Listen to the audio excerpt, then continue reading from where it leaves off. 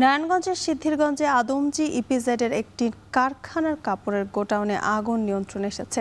তবে পুরোপুরি নেভাতে কাজ করছে ফায়ার সার্ভিসের 9টি ইউনিট। এ নিয়ে সবশেষ খবর জানাতে যুক্ত হচ্ছেন সহকর্মী ইমরান আলী সজীব। ইমরান, আগুনের সূত্রপাত কিভাবে, কি বলছে ফায়ার সার্ভিস, সার্বিক পরিস্থিতি কি দেখছেন আমাদের জানাবেন।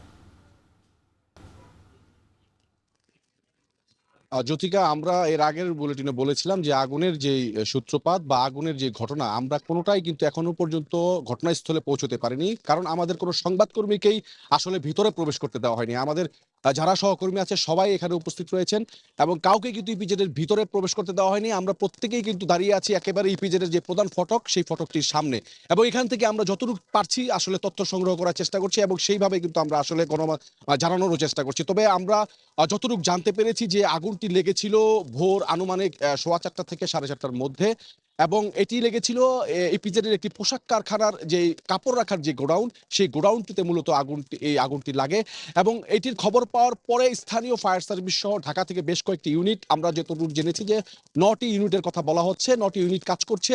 এবং সর্বশেষ যে তথ্যটি আমরা পেয়েছি কিছুক্ষণ আগে, এখানে একজন ঢাকার উপপরিচালক একজন ছিল, ওনার সাথে আমরা যতটুকু জানিয়েছেন আমাদেরকে যে 7:10 আগুনটি নিয়ন্ত্রণে আসার খবর আমাদেরকে জানিয়েছেন। যদিও আমরা তাদের কাছ থেকে সরাসরি কোনো বক্তব্য পাইনি, একটি ভিডিও বার্তার মাধ্যমে আমাদেরকে তারা জানিয়েছেন।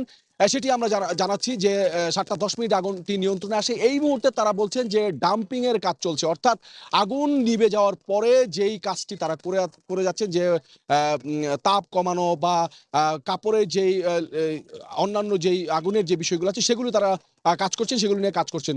তো সব মিলিয়ে 9টি ইউনিটের কথা বলা হয়েছে এবং আগুনের জন্য ফায়ার সার্ভিসও কাজ করছে। সকাল ভোর থেকেই আসলে তারা কাজ করছে। এখানে আমরা বিভিন্ন শ্রমিক যারা ভিতরে কাজ করছিল রাতে এবং কাজ শেষে যারা বেরিয়েছে তাদের সাথে আমরা কথা বলছি, তারাও আমাদেরকে জানিয়েছেন যে ভোরের দিকে আগুনটি লাগে এবং তারপরে থেকেই আসলে আগুন নিয়ন্ত্রণের জন্য বিভিন্ন ফায়ার সার্ভিসের ইউনিটরা এখানে এসেছেন, কাজ করছেন এবং 9টি ইউনিটের কথাই বলছেন। এবং ফায়ার সার্ভিসের পাশাপাশি আমরা আদমজী ইপিজেড এর কর্তৃপক্ষের সাথে যোগাযোগ করার চেষ্টা করেছি, আসলে তাদেরকে আমরা যোগাযোগ করে সংযোগ করতে পারিনি। তো এই ছিল জ্যোতিকা আমার কাছ থেকে আদমজী ইপিজেড সামনে থেকে আগুনের সবশেষ খবর। নারায়ণগঞ্জের ইপিজেডে আগুন, সে খবর জানাতে যুক্ত ছিলেন ইমরান আলী সজীব।